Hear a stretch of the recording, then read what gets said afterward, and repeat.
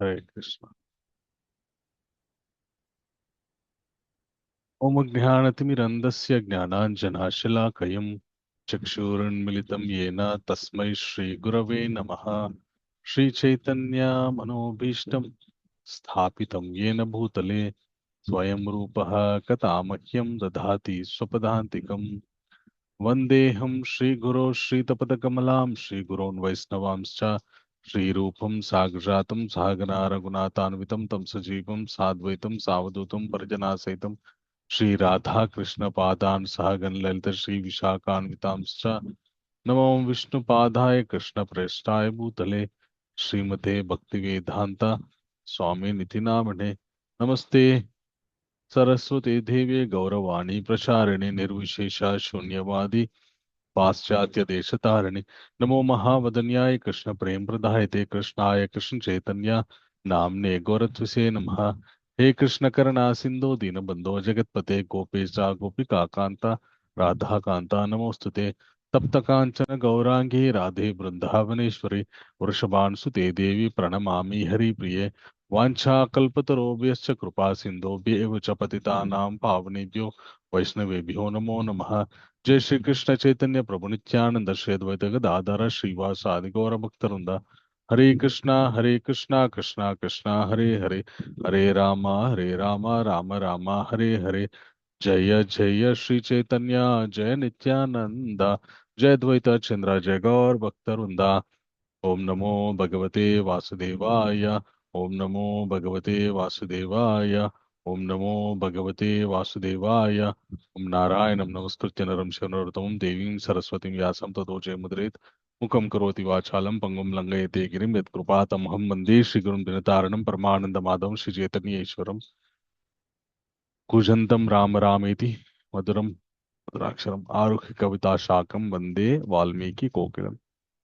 अपदामपहर्तारं दातारं सर्वसम्पदां लोकाभिरामं श्रीरामं भूयो भूयो नमाम्यहम्. रामाय रामभद्राय रामचंद्राय वेदसे रघुनाथाय नाथाय सीताय पतये नमः.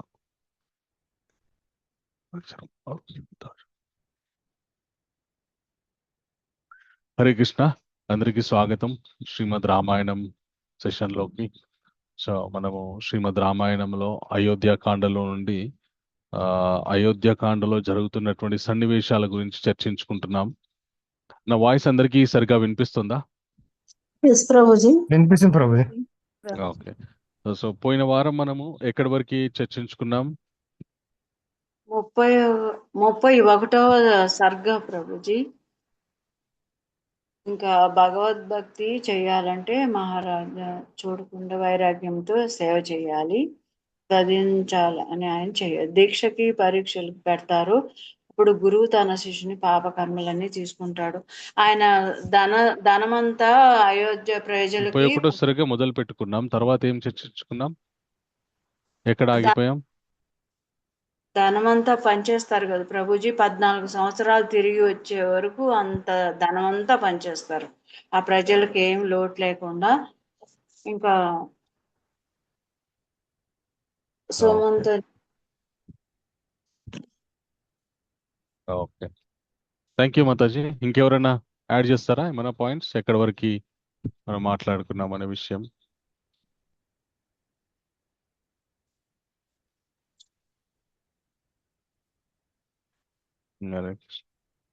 సో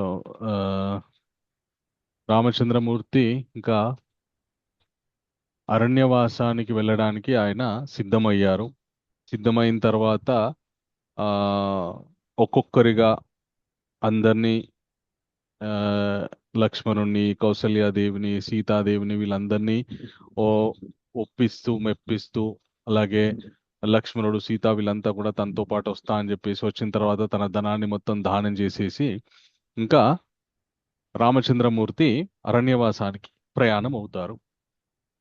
అయితే అరణ్యవాసానికి ప్రయాణం అయినటువంటి రామచంద్రమూర్తి ఏ వస్త్రధారణ ధరించారు? నారవస్త్రం. హరే కృష్ణ. నారవస్త్రాలు.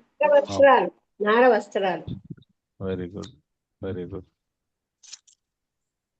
ఓకే. సో నారస్త్రాలు ధరించినటువంటి ఆ రామచంద్రమూర్తిని అలాగే సీతమ్మ తల్లిని చూసి అందరూ కూడా చాలా బాధపడ్డారనమాట. దశరథుడైతే తీవ్రమైనటువంటి ఆ, ఆగ్రహానికి గురయ్యాడనమాట. ఎందుకంటే ఒక భర్త ఆయన జీవించి ఉండగా తన భార్య అంత తీవ్రమైనటువంటి ఆ అంటే ఒక తీవ్రమైనటువంటి కష్టాన్ని పొందుతుంది అంటే దశరథుడు జీర్ణించుకోలేకపోయాడు. ఓకే. ఒక్కసారిగా దశరథుడితో పాటు అక్కడ ఉన్నటువంటి ఆ, అంతఃపుర స్త్రీలు, ప్రజలు, అలాగే అందరూ కూడా ఆ, చాలా దుఃఖానికి లోనైపోతారనమాట. ఆ ప్రజలంతా కూడా నిందిస్తూ ఉంటారనమాట ఈ కైకేయిని. ఎంత ఆ, దారుణమైనటువంటి కోరిక కోరి ఆ, చాలా కోమలంగా పెరిగినటువంటి ఈ సీతారామచంద్రులని అడవికి పంపిస్తుంది ఇలాగా నార వస్త్రాలు ధరింపజేసి అని చెప్పేసి అందరూ కూడా ఈ కైకేయిని ఆ, తిడుతూ ఉంటారనమాట. ఆ అయితే దశరథ మహారాజు ఏమంటాడంటే కైకేయి, నేను రాముణ్ణి అడవికి వెళ్ళమని చెప్పాను, కానీ సీతమ్మని వెళ్ళమని చెప్పలేదు. కానీ ఆవిడ తన భర్త ఎక్కడ ఉంటే అదే తనకి స్వర్గం అని చెప్పేసి తాను తన భర్తతో వెళ్ళడానికి సిద్ధమైంది. కాబట్టి ఇప్పుడు రాముడికి నియమాలు వర్తిస్తాయి కానీ సీతకి నియమాలు వర్తించవు. తను స్వతంత్రంగా స్వేచ్ఛగా తన భర్తతో ఉండడానికి వెళుతుంది. కాబట్టి ఆ సీతమ్మ రాముడిలాగా వేషధారణ చేయాల్సినటువంటి అవసరం లేదు. ఓకే. ఈమె జనక మహారాజు కూతురైనటువంటి ఈమె చాలా అద్భుతమైనటువంటి భోగభాగ్యాలతో ఆ తులతూగుతూ పెరిగింది. ఈవిడ నీకు ఎలాంటి ద్రోహం చేయలేదు. అసలు రాముడు పట్టాభిషిక్తుడవుతే నీ కొడుకుకి ఆ గండం వస్తుందని చెప్పేసి నువ్వు అనుకున్నావు, కానీ సీత వల్ల నీకు ఎలాంటి అపాయం లేదు. అలాంటి వనితకి నువ్వు ఎలా ద్రోహం చేయాలనుకుంటున్నావు అని చెప్పేసి దశరథుడు ఆయన ఏం చెప్తాడంటే, సీతమ్మ తల్లి ఆ ఆ, 14 సంవత్సరాలు అడవిలో ఉన్నప్పుడు ఆవిడ ప్రతిరోజు కూడా చక్కటి వస్త్రాలు ధరిస్తూ చక్కటి ఆభరణాలు ధరిస్తూ ప్రతిరోజు కూడా ఆ, చక్కటి వేషధారణతో ఉండడానికి కావలసినటువంటి అన్ని వస్త్రాలు, ఆ అలంకారాలు అన్నీ కూడా రథంలో సిద్ధం చేయమని చెప్పేసి చెప్తాడనమాట. చెప్పి సుమంత్రుడికి చెప్తాడు. చెప్పిన తర్వాత సీతమ్మ తల్లి 14 సంవత్సరాలు ఆ అడవిలో అద్భుతంగా అలంకరించుకొని జీవించడానికి కావలసినటువంటి ఆ ఆ, వస్త్రాలన్నీ కూడా సిద్ధమవుతాయి. తర్వాత దశరథ మహారాజ్ చాలా బాధపడతాడనమాట కైకేయిని చూసి.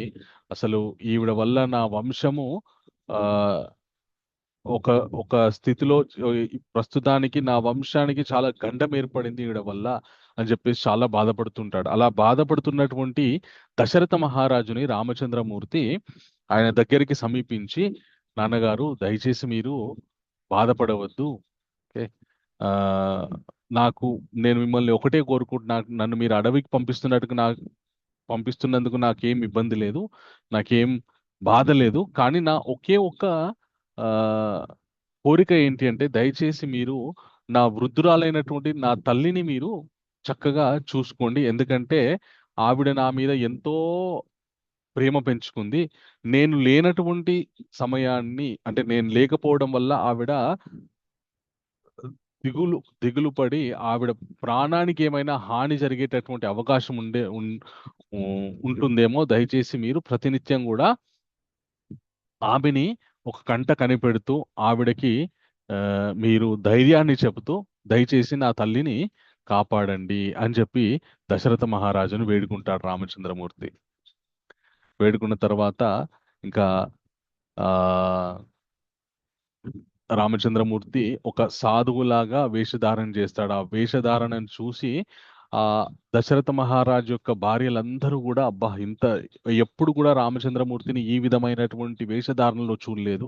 విశ్వామిత్ర మహర్షితో ఆయన రాక్షస సంహారానికి వెళ్ళినప్పుడు కూడా చక్కటి ఒక సుక్షత్రియుడు ఏ విధంగా వేషధారణతో వెళ్తాడో ఆ విధంగానే వెళ్ళాడు తప్ప ఒక సాధువుతో వెళ్ళినప్పుడు కూడా ఆయన ఈ ఈ వేషధారణలో వెళ్ళలేదు. ఈ రోజు రామచంద్రమూర్తిని ఈ ఇంత ఇంత అఖండమైనటువంటి సంపదలు ఉన్నప్పటికీ కూడా ఒక సామాన్యమైనటువంటి సాధు వేషంలో చూడడం అక్కడ ఆ దశరథ మహారాజు గారి యొక్క మిగిలిన భార్యలందరికీ కూడా ఎవరికీ కూడా నచ్చలేదు. వాళ్ళంతా కూడా రామచంద్రమూర్తిని ఆ వేషధారణలో చూసినంత మాత్రం చేత వాళ్ళు స్పృహ తప్పి పడిపోతారు కొంతసేపు. ఓకే. అప్పుడు దశరథ మహారాజు ఆయన ఏడుస్తుంటాడనమాట. ఏమని ఏడుస్తుంటాడంటే, నేను నా పూర్వజన్మలో ఎప్పుడో తల్లి బిడ్డల్ని వేరు చేసి ఉంటాను. అందువల్ల నా ఈ రోజు నా బిడ్డ నా నుండి దూరం అవుతున్నాడు అని చెప్పేసి దశరథ మహారాజు ఏడుస్తుంటాడనమాట. ఆ తర్వాత సుమంత్రుని పిలుస్తాడు. పిలిచి, ఆ నాయన సుమంత్ర, ఉత్తమమైనటువంటి గుర్రాలను కట్టి రథాన్ని సిద్ధం చేయి, రామచంద్రమూర్తిని అయోధ్య నగరం దాటించు అని చెప్పి ఆజ్ఞాపిస్తాడనమాట. అప్పుడు ఆ ఇంకా సీత ఇంకా అడవికి వెళ్ళడం, ఆ ఇంకా ప్రయాణించేటప్పుడు కౌసల్య సీతమ్మతోటి చక్కటి విషయాలు మాట్లాడుతుందన్నమాట. సో ఎందుకంటే ఇప్పుడు ఒక వ్యక్తి తన జీవితంలో భోగభాగ్యాలతో ఉన్నప్పుడు తన సహధర్మచారిని ఆ ఒక విధంగా ప్రవర్తిస్తుంది. సామాన్యమైనటువంటి విషయాన్ని చెప్తున్నాను. సామాన్యంగా లోకంలో ఏ విధంగా జరుగుతుందో ఆ విషయాన్ని నేను చెప్తున్నాను అనమాట. సో ఒక వ్యక్తి దగ్గర భోగభాగ్యాలు ఉన్నప్పుడు మనం అతనితో మాట్లాడే పద్ధతి, అతనితో సా- ప్రవర్తించేటటువంటి పద్ధతి ఒక విధంగా ఉంటుంది. అతని దగ్గర భోగభాగ్యాలు లేనప్పుడు మనకి తెలియకుండానే అతనంటే ఒక చులకన భావన వచ్చేటటువంటి అవకాశం ఉంటుంది. అంటే ఆ, ఆ, ఏం లేదు, ఇప్పుడు ఒకప్పుడు ఆయన చాలా ఇదండి, పెద్దవాడండి, ఇప్పుడు అంత ఏం లేదు, అంత సీన్ లేదు ఆయనకి, ఇప్పుడు అంతా అయిపోయింది అని చెప్పేసి ఒక చులకన భావన వస్తుందన్నమాట. అయితే కౌసల్య చాలా మనస్సులో ఒక రకమైనటువంటి భయం బయలుదేరింది. ఇప్పటికీ సీత రాముణ్ణి ఆ, అనుసరిస్తూ వెళ్ళింది, కానీ అడవికి వెళ్ళిన తర్వాత ఎన్నో కష్టాలు పడాల్సినటువంటి అవసరం ఏర్పడుతుంది. ఓకే. సో ఆ కష్టాలు పడుతున్నప్పుడు ఎక్కడ ఆవిడ ఆ, రాముడిని మీద రాముణ్ణి సరిగ్గా సేవించదో అనేటటువంటి భయం ఏర్పడింది అనమాట కౌసల్యకి. ఎందుకంటే ఆ పురుషుడు ఒక స్థాయి, ఒక ఆ ఏమంటారు, అధికారం ఉన్నప్పుడు అతని యొక్క అతని పొందేటటువంటి గౌరవ మర్యాదలు వేరు. కాబట్టి కౌసల్య సీతాదేవికి చాలా హితబోధ చేస్తుందన్నమాట. ఒక ఉత్తమమైనటువంటి స్త్రీ ఏ విధంగా ప్రవర్తించాలి అనేటటువంటి, అంటే ఒక ఉత్తమమైనటువంటి పత్ని ఏ విధంగా ప్రయత్నించాలి అనేటటువంటి విషయాలు కౌసల్యాదేవి ఈ సీతమ్మ తల్లికి చెప్తుందన్నమాట.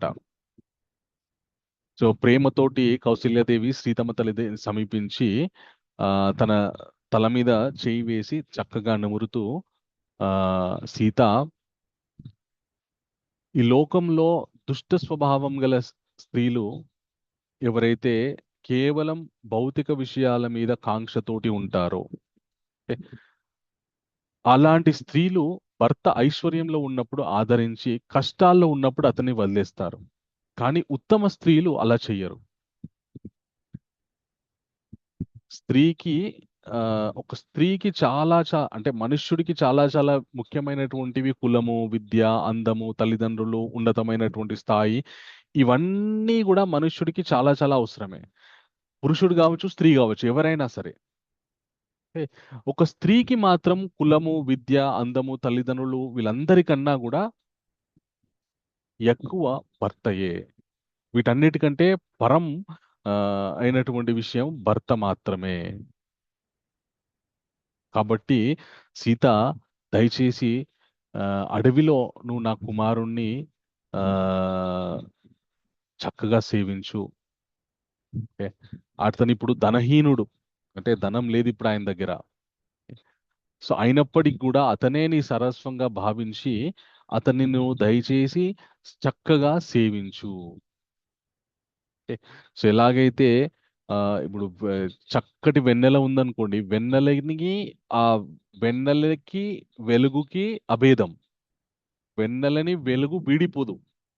అలాగే నువ్వు నా కుమారుడికి ఒక వెలుగులాగా అతన్ని అనుసరిస్తూ అతన్ని చక్కగా సేవించు.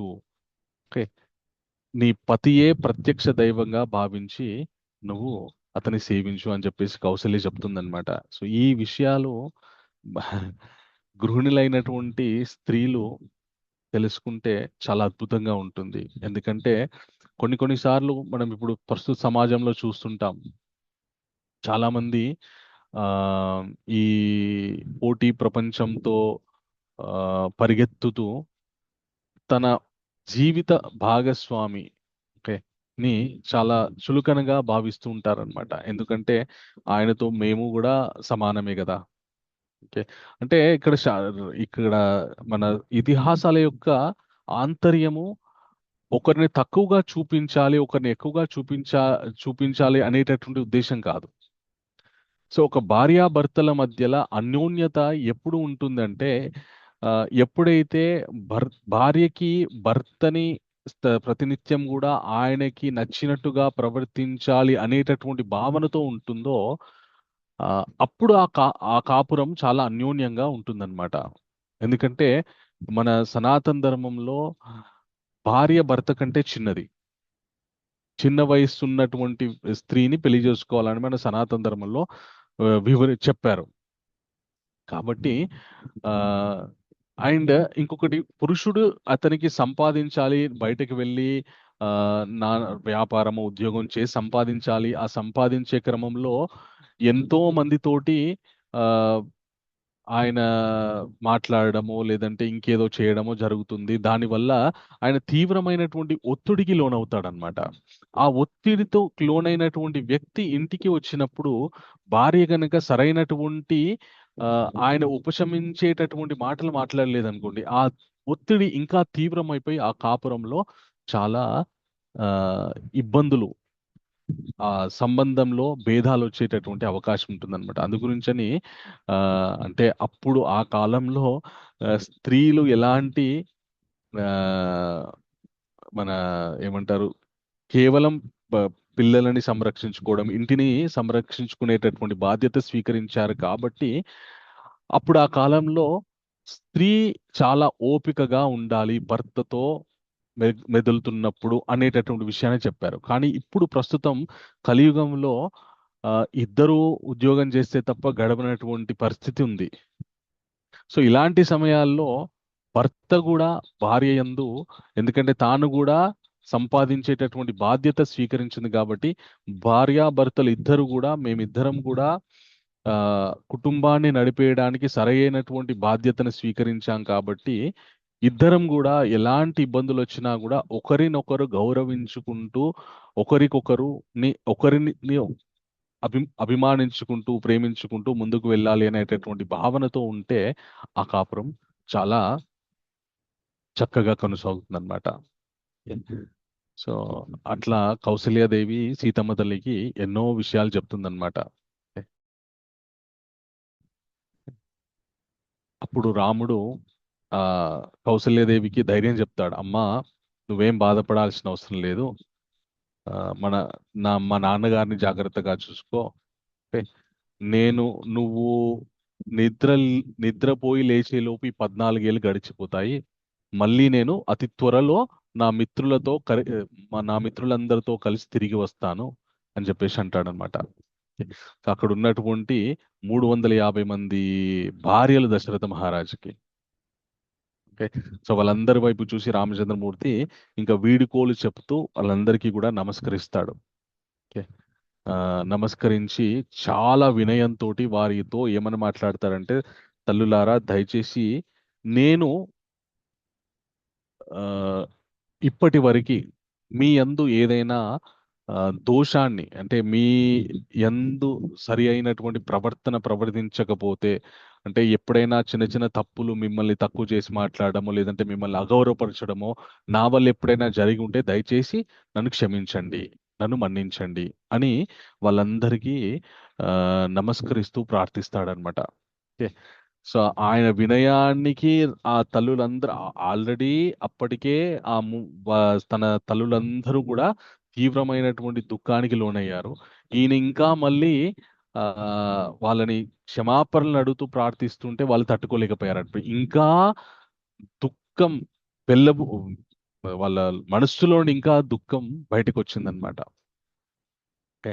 సో అట్లా బయటకు వచ్చిన తర్వాత సీతారామచంద్రులు, సీతమ్మ తల్లి, రామచంద్రమూర్తి, లక్ష్మణుడు, ఓకే, ఆ ఈ ముగ్గురు కూడా దశరథ మహారాజుకి పాదాభివందనం చేసి ఇక చేతులు జోడించి ఒక్కసారి ఆ తండ్రి గారికి ప్రదక్షిణ చేసి ఆ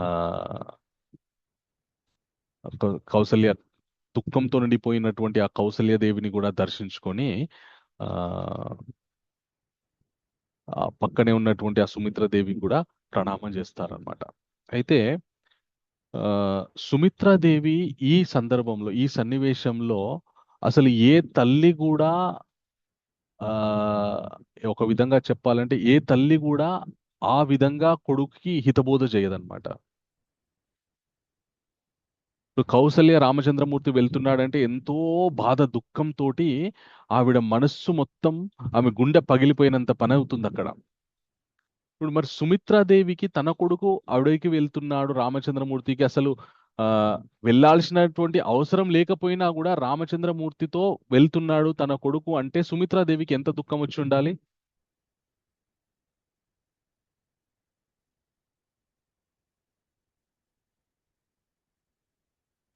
అసలు లక్ష్మణుడు ఒరే, వెళ్ళాల్సినటువంటి అవసరం ఉందా? లేదు ప్రభుజీ. ఓకే, అయినా కూడా రామచంద్రమూర్తికి తోడుగా వెళ్తున్నాడు. ఓకే, అడవిలో తనని సేవించుకోవడానికి. ఓకే. ఇప్పుడు తన కడుపున పుట్టినటువంటి లక్ష్మణుడు ఆ అవసరం లేకపోయినా కూడా దశరథ మహారాజు ఏం లక్ష్మణుడిని వెళ్ళమని చెప్పలేదు, అయినా కూడా రామచంద్రమూర్తికి సేవ చేయడానికి ఆయన వెళ్తున్నాడు. ఓకే. సో ఇప్పుడు సుమిత్రాదేవికి అక్కడ కైకేయి తన కొడుకు గురించి ఆలోచించింది, కౌసల్య తన కొడుకు గురించి ఆలోచించింది, సుమిత్ర రాముడి గురించి ఆలోచిస్తారు ప్రభుజీ. Very good. సుమిత్రాదేవి ఏం చెప్తుందంటే, నాయనా లక్ష్మణ, ఆ, నువ్వు నీ అన్నతో పాటు అరణ్యానికి వెళ్తున్నావు, దయచేసి నీ అన్నని తండ్రిలాగా, నీ వదినని తల్లిలాగా భావిస్తూ వాళ్ళ వాళ్ళకి ప్రతినిత్యం కూడా సేవ చెయ్యు అని చెప్పేసి హితబోధ చేస్తుంది అనమాట. లక్ష్మణుడు వెళ్తున్నందుకు ఆవిడ ఏం బాధపడలేదు.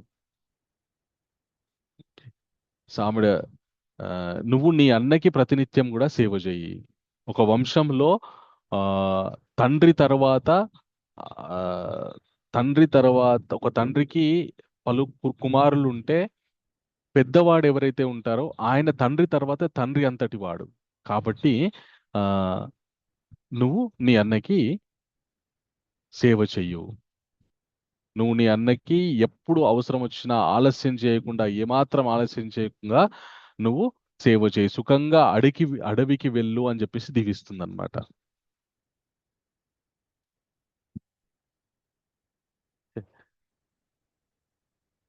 సో ఇంత ఆ సుహృదయం కలిగినటువంటి తల్లులు చాలా అరుదన్నమాట. సో చెప్తుంది, మీ వంశములో త్యాగాలు చేయడము, యుద్ధంలో ప్రాణాలు అర్పించడము, అలాగే ఆ వంశాచరణని కాపాడడం అనేటువంటివి అన్నీ కూడా మీ పూర్వజులంతా కూడా ఇవన్నీ పాటించారు. దయచేసి నువ్వు కూడా ఆ విధంగానే మీ వంశంలో పుట్టినటువంటి పూర్వం ఉన్నటువంటి మీ పూర్వీకులని అనుసరిస్తూ నువ్వు కూడా ధర్మాన్ని పాటించు నాయనా అని చెప్పేసి ఆ సుమిత్రాదేవి లక్ష్మణుడికి చెప్తుందన్నమాట, హితబోధ చేస్తుందన్నమాట. సో ఆ తర్వాత సుమంత్రుడు రథం సిద్ధం చేసేసి సీతా రామ లక్ష్మణులని రథంపై ఎక్కించుకుంటాడు. ఇంకా వేగంగా అయోధ్య నగరంలో నుండి రథాన్ని ముందుకు కదుపుతాడనమాట. సో ఎప్పుడైతే ఈ రథం కదలగానే అయోధ్య నగరంలో ఉన్నటువంటి అందరూ ప్రజలు, పిల్లలు, పెద్దలు, ముసలివారు అందరూ కూడా ఆ పరిగెత్తుతూ ఉంటారనమాట. ఏ విధంగా అంటే ఎండ తీవ్రతకి తీవ్రంగా ఆ అలమటిస్తే, తీవ్రమైనటువంటి దాహం కలిగితే మనుషుడు నీళ్ళ గురించి ఎలా అల్లాడిపోతాడో అదే విధంగా రామచంద్రమూర్తి గురించి అక్కడ ఉన్నటువంటి అయోధ్య ప్రజలందరూ కూడా తీవ్రంగా అల్లాడిపోయారనమాట. సో అట్లా ఆ ప్రజలు కూడా ఆ రథం వెనకాల వెళ్తూ ఉన్నారనమాట. సో వెళ్తూ ఉంటే ఆ అందరూ వెళ్తూ వెళ్తూ సుమంత్రుడిని అంటారనమాట, రథాన్ని మెల్లగా పోని మెల్లగా పోని, మేము రామచంద్రమూర్తి యొక్క ముఖాన్ని దర్శించుకోవాలి, ఎందుకంటే మళ్ళీ ఆయన మాకు 14 సంవత్సరాల దాకా ఆయన యొక్క దర్శనం మాకు ఆ అవ్వదు, దయచేసి ఆ ఓ సుమంత్ర దయచేసి రథాన్ని మెల్లగా తీసుకెళ్ళి అని చెప్పేసి వేడుకుంటూ ఉంటారనమాట. సో ఈ ప్రజలు వెళ్తూ ఉంటారు. ఆ రామచంద్రమూర్తి వెళ్తున్నటువంటి ఆ వ- రథం వెనకాల దశరథ మహారాజు కూడా తన రాణితో కలిసి రథం వెనకాల కాలినడకన ఆయన కూడా పరిగెత్తుతుంటాడనమాట. సో రాముని తల్లి అయినటువంటి కౌసల్యాదేవి ఏ విధంగా అంటే ఆ దూడ కోసం పరిగెత్తే ఆవులాగా ఆ రామ సీతా లక్ష్మణుల వెనకాల ఆ రథం వెనకాల కౌసల్యాదేవి దశరథ మహారాజు వీళ్ళంతా కూడా పరిగెత్తుతుంటారనమాట. దశరథ మహారాజు అయితే అరుస్తూ ఉంటాడు, ఆపండి ఆపండి ఆపండి అని చెప్పేసి.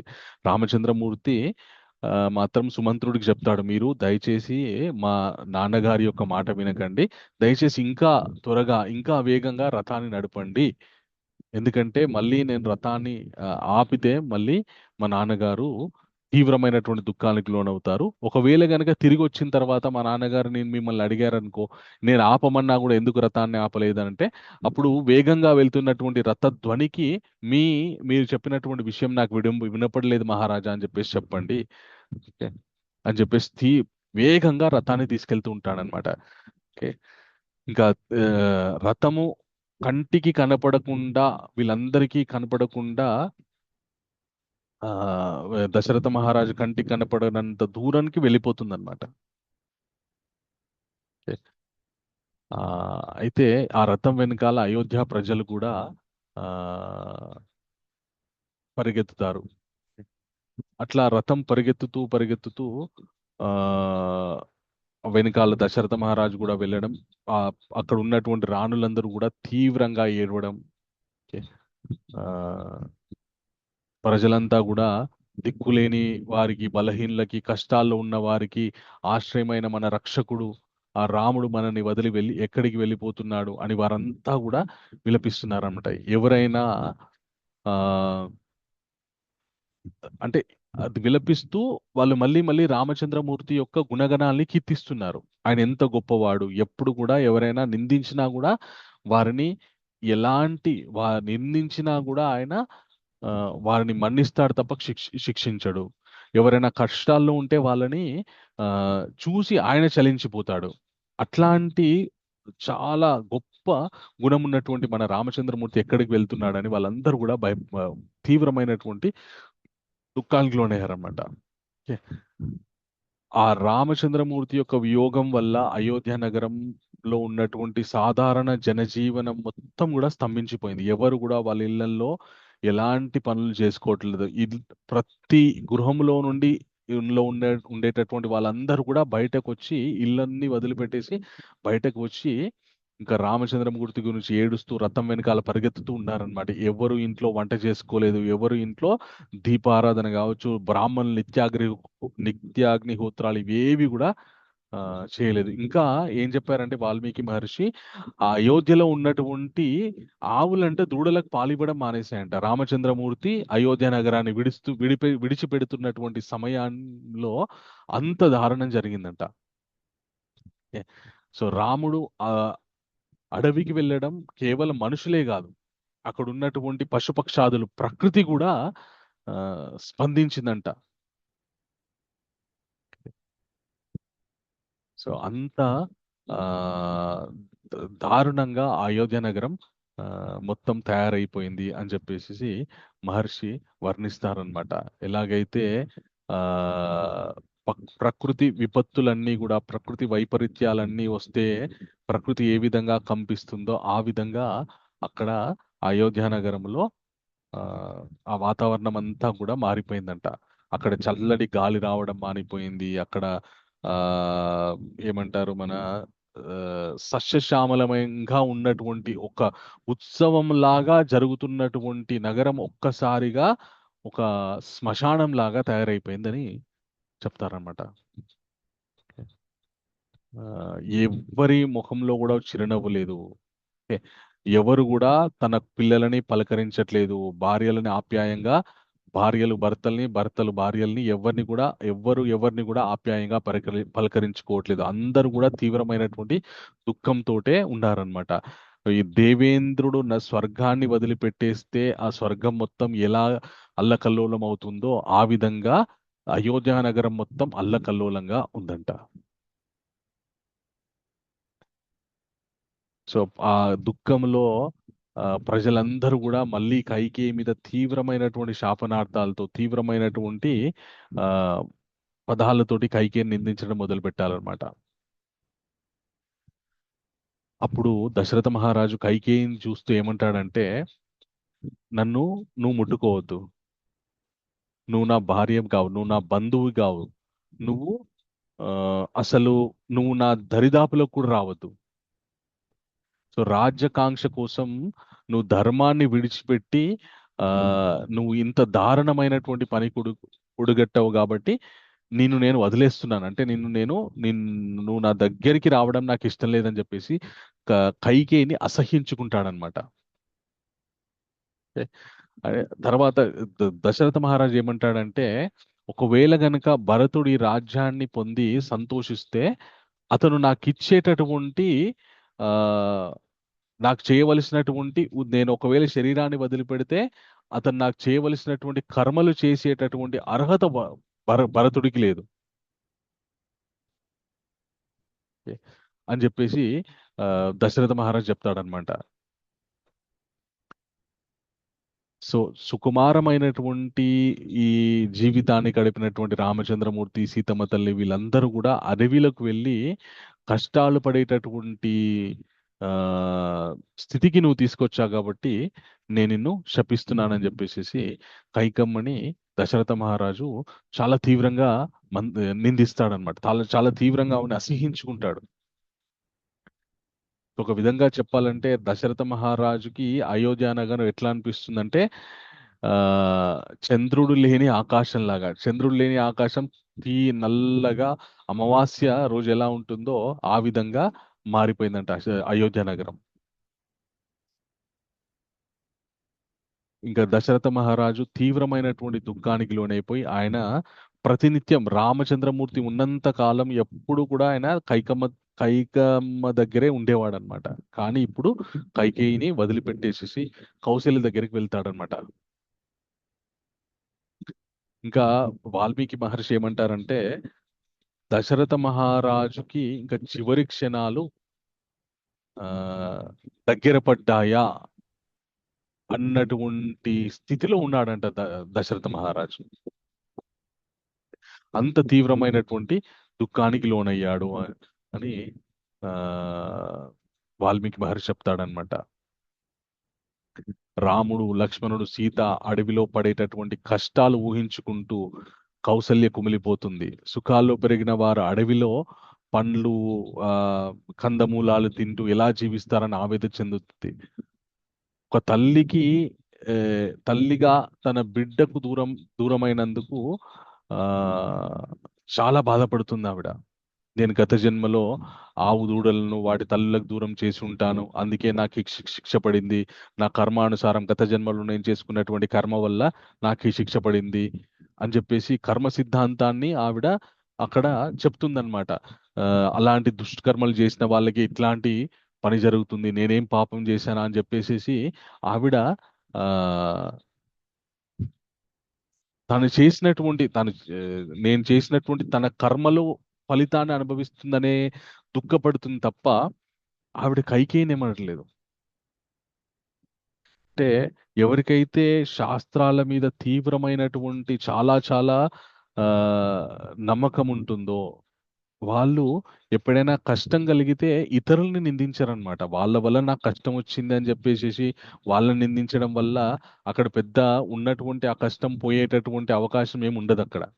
కాబట్టి ఏదైనా కూడా భగవంతుని యొక్క ప్రణాళికలో భాగమే. మనం చేసుకున్నటువంటి కర్మానుసారమే మన జీవితంలో జరుగుతున్నటువంటి సంఘటనలు అనేటటువంటి భావనతోటి ఇతరులను నిందించరు. వారు చేసినటువంటి తప్పులనే వారు వాటి వల్లనే నేను అనుభవిస్తున్నాను అనేటటువంటి భావనతో ఉంటారనమాట. అలాగా ఈ కౌసల్యాదేవి తన కర్మానుసారమే ఇదంతా జరుగుతుంది అనేటటువంటి భావంలో ఆవిడ ఉండిపోయింది అనమాట. ఇప్పుడు ఇది ఇంకా భవిష్యత్తులో రాముడు తిరిగి వచ్చినప్పుడు ఆ అయోధ్యలో ఏ విధంగా మళ్ళీ ఉత్సవం జరపాలి, ప్రజలు ఎలాగా మళ్ళీ సంతోషిస్తారు అని మనస్సులో ఊహించుకుంటూ ఆవిడ ఆ ఆ మనస్సులో ఆ భావనకి ఆ స్థితికి వెళ్తుందన్నమాట. ఎందుకంటే తీవ్రమైనటువంటి దుఃఖంలో ఉంది. ఇప్పుడు ఆ దుఃఖంలో నుండి ఆవిడ్ని బయటపడేయాలంటే ఎంతమంది ఓదార్చినా కూడా ఆవిడ ఆ దుఃఖంలో నుండి బయటపడేటటువంటి అవకాశం లేదు. తనకి తానే పూర్వం తను చేసినటువంటి కర్మల వల్ల ఇదంతా జరుగుతుంది అని భావిస్తూనే మళ్ళీ భవిష్యత్తులో రామచంద్రమూర్తి మళ్ళీ వస్తాడు, వచ్చి మళ్ళీ అయోధ్య నగరాన్ని పరిపాలిస్తాడు అనేటటువంటి ఒక ఆశాజనకమైనటువంటి భావనతోటి ఆవిడ కొద్దిగా తనని తాను ఓదార్చుకుంటుంది. మళ్ళీ వెంటనే రాముడు లేని జీవితం నాకు అవసరమా, నా జీవితం శూన్యమైపోయింది అని మళ్ళీ బాధపడుతుంది. ఓదార్చుకుంటుంది, మళ్ళీ బాధపడుతుంది, ఓదార్చుకుంటుంది, మళ్ళీ బాధపడుతుంది. ఒక ఉత్తమమైనటువంటి ఆ గొప్ప వ్యక్తి ఇక్కడ కౌశల్యాదేవి మహర్షి ద్వారా కీర్తించబడింది అనమాట. ఎందుకంటే ఆవిడ ఎవరిని నిందించట్లేదు. సో తనని తాను ఆవిడ ఓదార్చుకుంటుంది. అలాగే తన వల్ల ఏం తప్పులు జరిగాయో అనేటటువంటి భావనలోనే ఆవిడ ఉందన్నమాట.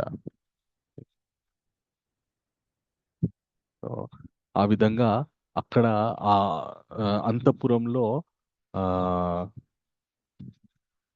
ఆ విధంగా ఆ కౌసల్యాదేవి యొక్క మానసిక స్థితి, అలాగే దశరథ మహారాజు యొక్క ఆ స్థితి గురించి మహర్షి వర్ణిస్తారనమాట. సో అలాగే రాముడి యొక్క గొప్పతనాన్ని చెబుతూ రాముడు సామాన్యుడు కాదని, ఆయన ధర్మానికి నిలయమని, పితృవాక్య పరిపాలన కోసం రాజ్యాన్ని త్యజించి ఆ మహనీయుని తలుచుకొని బాధపడకూడదని సుమిత్ర ఈ కౌసల్యాదేవికి హితవు చెప్తుందన్నమాట. ఇప్పుడు అక్కడ కౌసల్యాదేవిని ఓదార్చే వాళ్ళు ఎవ్వరూ లేరు. ఎందుకంటే అందరూ తీవ్రమైనటువంటి దుఃఖంలోనే ఉన్నారు, ఒక్క సుమిత్ర తప్ప. సుమిత్ర ఎందుకు కొద్దిగా ధైర్యంగా ఉంది అంటే, ఒకవేళ రామచంద్రమూర్తి అడవికి వెళ్ళినా కూడా తనని సేవించడానికి నా కొడుకు సరి అయిన వాడు, తనని పంపించాను, రామచంద్రమూర్తికి ఏ లోటు లేకుండా చూసుకుంటాడు అనేటటువంటి ధీమా వల్ల సుమిత్ర కొద్దిగా ధైర్యంగా ఉందన్నమాట. ఆవిడ కౌసల్యాదేవిని ఓదారుస్తుంది. సో సుమిత్ర అంటుంది, రాముని కౌసల్య నువ్వు బాధపడాల్సినటువంటి అవసరం లేదు. రామచంద్రమూర్తి ఎక్కడ ఉంటే అక్కడ సస్యశ్యామలమే. అడవిలో ఉన్నప్పటికీ కూడా ఆ ప్రకృతి అంతా కూడా రాముడికి చాలా చాలా అనుకూలంగా ఉంటుంది. ఓకే, నువ్వేం బాధపడు. రాముడు చాలా కోమలంగా అంతఃపురంలో పెరిగాడు. ఇప్పుడు అడవిలో ఎక్కడ ఎండలో బాధపడతాడని నువ్వు బాధపడాల్సినటువంటి అవసరం లేదు. ఆయన రామచంద్రమూర్తి యందు ఆ సూర్య భగవానుడు కూడా కరుణించి రాముణ్ణి ఎక్కువగా ఇబ్బంది పెట్టాడు. రాముడు ఎక్కడుంటే అక్కడ చల్లని గాలులు వీస్తాయి, చక్కటి వెన్నెల వీస్తుంది. నువ్వు బాధపడాల్సినటువంటి అవసరం లేదు. ఇంకొక గొప్ప విషయం ఏంటంటే, రాముడి వెంట లక్ష్మణుడు వెళ్ళడం గొప్ప విషయము. అది రాముడికి కూడా ఒక రక్షణ అని సుమిత్ర ఆనందిస్తుందన్నమాట. సో ఇక్కడ సుమిత్ర రాముడిపై ఉన్నటువంటి భక్తిని, తన కొడుకుపై ఉన్నటువంటి ప్రేమని రెండింటినీ చెబుతూ, నువ్వేం బాధపడాల్సినటువంటి అవసరం లేదు, నీ కొడుకు వెంట నా కొడుకున్నాడు, వాడు నీ కొడుకుకి ఎలాంటి కష్టం రాకుండా చూసుకుంటాడు. లక్ష్మణస్వామి ఎంతటి త్యాగానికి ఒడిగడతాడంటే, ఆయన 14 సంవత్సరాల పాటు నేను కన్ను మూయకుండా రామచంద్రమూర్తిని కనిపెట్టుకుంటూ ప్రతినిత్యం కూడా ఒక కాపలాదారులాగా రక్షిస్తూ ఉంటానని చెప్పేసి లక్ష్మణ స్వామి ఆయన ఆ వ్రతం తీసుకుంటాడనమాట. అంటే 14 సంవత్సరాలు మరి పాపం ఆయన నిద్రపోకుండా ఉంటే శరీరం బడసిపోవడం, అలసిపోవడం ఇవన్నీ జరుగుతాయి కదా. నిద్రపోకుండా ఒక మనుషుడు ఎలా ఉంటాడంటే మనకి ఏమని చెప్తారంటే లక్ష్మణ స్వామి అంట నిద్రాదేవిని ప్రార్థించాడంట. తల్లి, నేను నా అన్నను సేవించాలి, కాబట్టి నువ్వు నన్ను ఆవహించకు. ఈ 14 సంవత్సరాలు నువ్వు నన్ను ఆవహించకు, ఎందుకంటే నేను ప్రతినిత్యం మా అన్నని సేవించాలి. అప్పుడు నిద్రాదేవి అడుగుతుంది అంటాడు, సరే మరి నిన్ను ఆవహించకూడదు, ప్రత్యామ్నాయంగా మరి ఎవరిని ఆవహించాలి? నిన్ను ఆవహించడం వల్ల బదులు ఎవరిని ఆవహించాలి అంటే నా భార్యను ఆవహించు అని చెప్తాడనమాట. సో లక్ష్మణ స్వామికి బదులు ఊర్మిళాదేవి 14 సంవత్సరాలు ఆవిడ పడుకొని ఉంటుంది లక్ష్మణుడు లేనటువంటి సమయంలో. సో అంత గొప్ప త్యాగమూర్తి అయినటువంటి లక్ష్మణుడు రామచంద్రమూర్తితో వెళ్ళాడు కాబట్టి ఆ కౌసల్య బాధపడకు. సో రాముడు ఖచ్చితంగా త్వరలోనే తిరిగి వస్తాడు. అప్పుడు అయోధ్య మొత్తం మళ్ళీ ఎక్కడైతే ఉత్సవం ఆగిపోయిందో మళ్ళీ పునఃప్రారంభమవుతుంది ఆ ఉత్సవం. కాబట్టి నువ్వు చింతించాల్సినటువంటి అవసరం లేదు. అప్పుడు సుమిత్ర మాటలు వినగానే కౌశల్యకి ఏ విధంగా అనిపించిందంటే ఆ చక్కటి, చాలా కరువుతో ఉన్నటువంటి ప్రాంతంలో చక్కటి మేఘం వచ్చి వర్షం కురిస్తే ఏ విధంగా సస్యశ్యామలం అవుతుందో ఆ విధంగా కౌశల్యాదేవికి ఆ శూన్యంలో ఉన్నటువంటి ఆవిడకి ఒక ఆశ చిగురించింది అనమాట. కౌశల్యాదేవికి ప్రభుజీ కష్టాల్లో మళ్ళీ ఉన్నప్పుడు, మళ్ళీ చెప్పరా ఆ వాక్యం? సో శూన్యంలో ఉన్నటువంటి ఆ కౌసల్య యొక్క మనస్సులో సుమిత్ర యొక్క మాటల ద్వారా ఒక ఆశ చిగురించిందనమాట. So very good. కష్టాల్లో ఉన్నటువంటి వ్యక్తికి ఆ మనము చేతనైతే ఎంతో కొంత ధైర్యంతో కూడుకున్నటువంటి మాటలు చెప్పి వాళ్ళని ఓదార్చడం వల్ల అది కూడా ఒక పుణ్యమే. భగవంతుడు చెప్తాడనమాట భగవద్గీతలో 17వ అధ్యాయంలో, అనుద్వేగకరం వాక్యం సత్యం ప్రీహితం చేత స్వాధ్యాయాభ్యాసనం చేయవ వాన్మయం తప ఉచ్యతే అని. మనం వాక్కుతోటి చేసేటటువంటి తపస్సు ఏంటంట అంటే చాలా వేగంగా ఇతరులు బాధపడే విధంగా మాట్లాడకూడదు. ఇతరులు మెచ్చుకునే విధంగా, ఇతరులని నొప్పించకుండా మెప్పించే విధంగా మనం మాట్లాడాలి. సత్యమే మాట్లాడాలి. వారి హితాన్ని కోరుతూ మనము మాట్లాడాలి. అలా ఎవరైతే మాట్లాడతారో వారు వాక్కుతో చేస్తున్నటువంటి తపస్సు అని చెప్పేసి భగవంతుడు చెప్తాడనమాట. ఇప్పుడు సుమిత్రాదేవి కౌసల్యతో ఆ చక్కగా తనని ఓదారుస్తూ ధైర్యం చెప్తున్నటువంటి మాటలు ఏవైతే ఉన్నాయో సుమిత్ర చేసినటువంటి గొప్ప తపస్సు అది.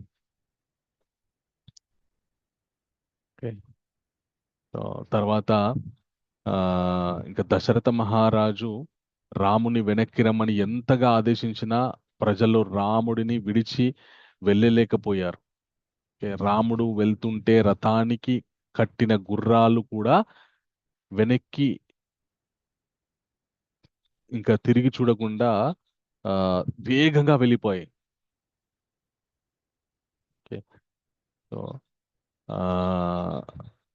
అయితే రాముడు తనని ప్రేమిస్తున్నటువంటి ప్రజల్ని ఉద్దేశించి ఏమన్నా అంటే, నాపై మీకున్న ప్రేమను, గౌరవాన్ని దయచేసి మీరు భరతునిపై చూపించండి. ఆయన రాజ్యపాలనలో మీకు ఎలాంటి లోటు ఉండదు, నన్ను నమ్మండి. ఎందుకంటే భరతుడు నా తమ్ముడు, ఆయన మనస్తత్వం నాకు తెలుసు. కాబట్టి నేను మిమ్మల్ని ఏ విధంగా చూసుకుంటానని మీరు అనుకున్నారో ఆ విధంగా భరతుడు చూసుకుంటాడు అని చెప్పేసి రాముడు ప్రజలందరికీ కూడా చెప్తాడు. కానీ ప్రజలు మాత్రం అది ఒప్పుకోరు. దయచేసి రామచంద్ర, వృద్ధులైనటువంటి బ్రాహ్మణులు యజ్ఞ కార్యాలన్నీ ఆపేస్తారు. మీరు లేనటువంటి అయోధ్యలో మేము ఉండలేము, మేము కూడా మీతో పాటు అడవికి వస్తాం అని చెప్పేసి ప్రజలంతా కూడా అంటారనమాట. రాముడు ఆ రథంలో వెళ్తూ ఉంటే ఆ చెట్లు కూడా మూగపోయాయి. అంటే మామూలుగా చెట్లు గాలికో ఎంతో కొంత ధ్వని చేస్తుంటాయి, కానీ చెట్లు కూడా స్తంభించిపోయాయంట. వాటి యొక్క స్థితి చూస్తే అవి స్తంభించిపోయి అవి కూడా ఏడుస్తున్నాయి అన్నట్టు ఉన్నాయంట. సో ఇట్లా రామచంద్రమూర్తిని ప్రజలు బతిలాడుతూ ఉండగా ఆ సన్నివేశంలో ఆ రాత్రి అయిపోయింది. అందరూ కూడా తమసా నది ఆ తమసా నది తీరం అక్కడ అయోధ్య నగరంకి కొంత దూరంలో తమసా నది అనేటటువంటి ఒక నది ఉంది. ఆ తీరానికి చేరుకొని అక్కడ అందరూ కూడా బస చేశారనమాట. రామచంద్రమూర్తి కూడా ఆ రథానికి ఉన్నటువంటి గుర్రాల్ని విప్పి తాడు విప్పి ఆ కొద్దిగా వాటి కూడా విశ్రాంతిస్తాడనమాట. అందరూ కూడా ఇక రామచంద్రమూర్తితో పాటు ఆ తమసా నది తీరంలో ఆ మాట్లాడుతూ ఉంటారు. అక్కడంతా విశ్రాంతి తీసుకుంటారు. ఇంకా అందరూ కూడా ఇక ఏడ్చి ఏడ్చి అలసిపోయి అందరూ పడుకుందామని ఉపక్రమిస్తారు. రాముడు కూడా కొద్దిసేపు ఆయన కూడా విశ్రాంతి తీసుకుందామని, ఆ విశ్రాంతి తీసుకునే ముందు తన తండ్రి దశరథుడిని అలాగే తన తల్లి కౌసల్యని తలుచుకొని కొద్దిగా బాధపడతాడు. అయ్యో, వాళ్ళు నేను వస్తుంటే చాలా దుఃఖానికి లోనయ్యారని చెప్పేసి. కానీ రామచంద్రమూర్తికి వెంటనే ఏమనిపిస్తుందంటే అతనికి భరతుడి మీద గొప్ప నమ్మకం. భరతుడు ఖచ్చితంగా నా తల్లిని తండ్రిని చక్కగా చూసుకుంటాడు, భరతుడు వారికి ఏ లోటు లేకుండా చూసుకుంటాడని చెప్పి రాముడికి గొప్ప నమ్మకం. ఇప్పటి వరకు జరిగినటువంటి ఇంత దారుణమైనటువంటి సన్నివేశము భరతుడిని గురించి జరిగింది. కైకేయి కోరినటువంటి కోరికలు భరతుడు రాజ్యాన్ని పరిపాలించాలి అనేటటువంటి ఆ కోరికతోటి ఇంత దారుణమైనటువంటి సన్నివేశాలు ఇక్కడ జరుగుతున్నాయి. ఇప్పుడు భరతుడు దీంట్లో ప్రత్యక్షంగా భాగస్వామి కాకపోయినప్పటికీ కూడా అక్కడ ఉన్న వాళ్ళందరికీ కూడా కైకేయి భరతుడి మీద తీవ్రమైనటువంటి ఆగ్రహానికి లోనయ్యారు, ఒక్క రామచంద్రమూర్తి తప్ప. అది రామచంద్రమూర్తి యొక్క గొప్పతనం. ఎందుకంటే రాముడు ఒక వ్యక్తి ఏ విధంగా ప్రవర్తిస్తున్నాడు అనేటటువంటి విషయాన్ని రాముడు ఏ విధంగా ఏ కోణంలో నుంచి ఆలోచిస్తాడంటే ఇతను ఏ ప్రేరణ వల్ల ఈ విధంగా ప్రవర్తిస్తున్నాడు. ప్రతి జీవుడు కూడా ప్రతి మనుష్యుడు కూడా స్వతహాగా అంటే లోపల మనస్సులో అంతఃకరణలో ఎక్కడో అరిషడ్ వర్గాలు ఉంటాయి. అంటే కామ క్రోధ లోభ మోహాలు ఇవన్నీ ప్రతి మనుషులు ప్రతి జీవుల్లో ఉంటాయి. కానీ మన చుట్టూతా ఉన్నటువంటి వాతావరణం వల్ల అవి ఒక్కోసారి తీవ్రంగా వ్యక్తమవుతాయి, ఒక్కోసారి అసలు వ్యక్తం అయ్యేటటువంటి అవకాశమే ఉండదు. సో రాముడు ఏ విధంగా ఆలోచిస్తాడంటే వీరు ఏదో విధివశాత్తు ఇలాగా ప్రవర్తిస్తున్నారు తప్ప వీళ్ళు ఇలాంటి ఇది వీరి సహజమైనటువంటి ప్రవృత్తి కాదు, ఇది వీరి సహజమైనటువంటి ప్రవర్తన కాదు అనేటటువంటి భావనతో ఉంటాడనమాట. ఒక ఉదాహరణకి ఎట్లా ఉంటుందంటే ఎప్పుడైనా మీ ప్రాణ స్నేహితుడు మిమ్మల్ని తిట్టాడనుకోండి, ఏదన్నా అన్నాడు అనుకోండి, అంటే కొద్దిసేపు మనకి ఏమనిపిస్తుందంటే అదేంటి వీడు ఇట్లా మాట్లాడుతున్నాడు, వీరి ఇట్లా అని అనిపిస్తుంది. కానీ మనకి ఏదో వీడు ఇట్లా మాట్లాడుతున్నప్పటికీ కూడా ఏదో దీంట్లో ఆ నాకు మంచి చేసేదే ఉంది, నిజానికి వీడు ఇలాంటి వాడు కాదు, కానీ ఇప్పుడు ఏదో ఆ ఒక పని జరగడానికి ఈ విధంగా మాట్లాడుతున్నాడేమో అని కొద్దిగా వారి మీద సాత్విక భావనే కలుగుతుంది తప్ప వెంటనే మనము పాపిష్టుడు వీడు, ఇన్ని రోజులు ప్రాణమిత్రుడు అనుకున్నాడు, ఇప్పుడేంది ఇట్లా మాట్లాడుతున్నాడు అనేటటువంటి భావనకి రామచంద్రమూర్తి కూడా ఎవరైనా తన యందు ప్రతికూలంగా ప్రవర్తిస్తే ఇది వీళ్ళు విధివశాత్తు విధి ఆడుతున్నటువంటి నాటకంలో భాగస్వాములై మాత్రమే ప్రవర్తిస్తున్నారు తప్ప వీరు యొక్క సహజ స్థితి ఇది కాదు అని రామచంద్రమూర్తి భావిస్తాడు. అందుకే ఆయనకి భరతుడి మీద ఎలాంటి ద్వేషము ఎలాంటి కోపం లేదు. పైపెచ్చు భరతుడి మీద చాలా గాఢమైనటువంటి దృఢమైనటువంటి నమ్మకం ఉంది. తాను లేనటువంటి సందర్భంలో అయోధ్యని చక్కగా పరిపాలిస్తాడు, అలాగే తన తల్లిదండ్రులని కూడా చక్కగా చూసుకుంటాడు అనేటటువంటి గొప్ప నమ్మకం ఉంది భరతుడి మీద. ఇంకక్కడ ఆ తమసా నది తీరంలో రామచంద్రమూర్తితో పాటు ఉన్నటువంటి ప్రజలందరినీ చూస్తాడు. ప్రజలు తన కోసం ఆ, వాళ్ళ వాళ్ళ ఇళ్ళని, వాళ్ళ సుఖాలని వదిలి అడవిలో ఆ నది తీరంలో ఉన్నటువంటి చెట్ల మొదల్లో పడుకోవడము, వాటన్నిటిని చూసి ఆయనకి ఒక్కసారి మనసు చలించిపోతుంది. అరే, వీళ్ళు నా మీద ఎంత ప్రేమ పెంచుకున్నారు, కాబట్టి వీళ్ళని ఇంకా నేను ఇబ్బంది పెట్టలేను, నేను పడ్డటువంటి కష్టాలు వీళ్ళు పడకూడదు అని రాముడు ఆ ఏమని నిశ్చయించుకుంటాడంటే, వీళ్ళు అందరూ నిద్రలో నుండి మేల్కునే లోపల నేను ఈ ప్రాంతాన్ని వదిలిపెట్టి వెళ్ళాలి. అలా వెళ్తే కొద్దిసేపు వీళ్ళు బాధపడి మళ్ళీ వాళ్ళ వాళ్ళ ఇళ్లలోకి వెళ్ళిపోయి వాళ్ళు మళ్ళీ సాధారణమైనటువంటి జీవనాన్ని కొనసాగిస్తారని చెప్పేసి రామచంద్రమూర్తి సుమంత్రునితో ఆ చెప్తాడనమాట. సుమంత్ర, దయచేసి ఈ ప్రజలు మనల్ని అనుసరించకుండా మనం ఒక పథకం ప్రకారం ఇక్కడ నుండి ప్రయాణం చేద్దాం. రథం మీరు కొంచెం మీరు కొద్దిసేపు అయోధ్య వైపు నడిపియండి. నడిపించి ఆ తర్వాత మళ్ళీ తిరిగి మనం పోవలసినటువంటి దిక్కుకి, మన అడవిలోకి, దండకారణ్యంలోకి వెళ్ళిపోదామని చెప్పేసి సుమంత్రుడితో చెప్తాడనమాట. అలాగే రథాన్ని కొద్ది దూరం అయోధ్య నగరం వైపు నడిపిస్తారనమాట సుమంత్రుడు. నడిపించి మళ్ళీ తిరిగి ఉమ్, ఇంకా రథంలో ఆ రాముడు తనతో పాటు తెచ్చుకున్నటువంటి సామగ్రి ఏదైతే ఉందో, విల్లు, ఆ మన అమ్ముల పొద, బాణాల అమ్ముల పొద, ఇవన్నిటిని తీసుకొని ఆయన అడవికి దారి తీస్తాడనమాట. అంటే రాముడి ఉద్దేశం ప్రజల్ని మోసం చేయాలని కాదు, కానీ వాళ్ళు మేలుకునేంత సేపు ఉంటే ఆయన ఎక్కడికి వెళ్తే అక్కడికి ప్రజలు కూడా అనుసరిస్తారు. రాముడికి అది ఇష్టం లేదు. ఎందుకంటే ఆ ప్రజలు ఇబ్బంది పడడం ప్రభువుకి ఎప్పుడు ఇష్టం ఉండదు. నిజమైనటువంటి పరిపాలకుడికి ఎప్పుడు ఇష్టం ఉండదు. కాబట్టి రాముడు, వీళ్ళంతా నాతో పాటు వస్తే నాతో పాటు కష్టాలు పడేటటువంటి అవకాశం ఉంది, వీళ్ళు మళ్ళీ వాళ్ళ వాళ్ళ ఇళ్లలోకి వెళ్ళాలని చెప్పేసి రాముడు ఆ పథకం ప్రకారం ఆయన బయలుదేరాడు. ఎప్పుడైతే రాముడు అదృశ్యమయ్యాడో, వాళ్ళు ప్రజలంతా కూడా తెల్లవారేసరికి మేల్కున్నారు. మేల్కునేసరికి అక్కడ రామచంద్రమూర్తి లేడు. రామచంద్రమూర్తి లేకపోయేసరికి వాళ్ళు మళ్ళీ దుఃఖిస్తూ వాళ్ళని నిందించుకున్నారన్నమాట. పాపిష్టులం మనము, అసలు రాముడు అంటే భక్తి లేదు మనకి. రాముడు అంటే నిజంగా మనకి భక్తి ప్రేమ ఉండుంటే మనం ఎందుకు సోమరిపోతుల్లాగా నిద్రించే వాళ్ళము? లక్ష్మణుడు చూడు, నిద్రపోకుండా రాముడిని కనిపెట్టుకుంటున్నాడు. మనం అలా ఉండలేకపోయినాం. మనకి రాముడి మీద అనన్యమైనటువంటి ప్రేమ భక్తి లేదు.